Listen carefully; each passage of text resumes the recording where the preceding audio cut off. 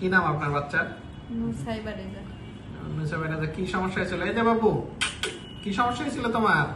ঘাড়ের পিছনে টিউমার ছিল। ঘাড়ের পিছনে টিউমার ছিল। টিউমারটা কি আস্তে আস্তে বড় হয়ে যাচ্ছিল যতদিন যাচ্ছিল? হ্যাঁ, ওটা তো অনেক বড় হয়ে যাচ্ছে। অনেক প্রথমে ছোট ছিল, হ্যাঁ 8-9 বছরের ভিতরেই অনেক বড় হয়ে গেছে। 8-9 বছরে অনেক বড় হয়ে গেছিল। বড় হয়ে যাওয়ার পর আপনারা বিভিন্ন ডাক্তার দেখাইছিলেন নাকি? জি। ডাক্তাররা মানে আপনার কি মানে চিকিৎসার ব্যাপারে কি বলছিল? প্রথমে একজন দেখাইছি, শিশু সার্জন ছিল। উনি কিছু বলে নাই, মানে বলছে দেরি করতে ওষুধ দিছে, শুধু আমাদের ওরকম 3-4 মাস ঘুরাইছে।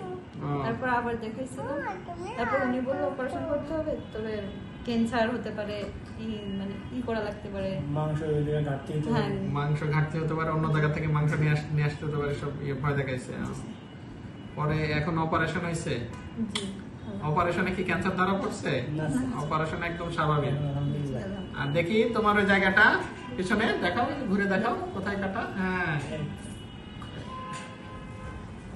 এই যে পিছনে, পিছনে তোমার কাটাটা দেখি, খালি কাটাটা দেখবো। এই যে পিছনে কাটা, এখন মাংস তো লাগে নাই, আগে যে খোলা ছিল একদম সমান হয়ে গেছে। দেখো, ঠিক আছে, ঠিক আছে।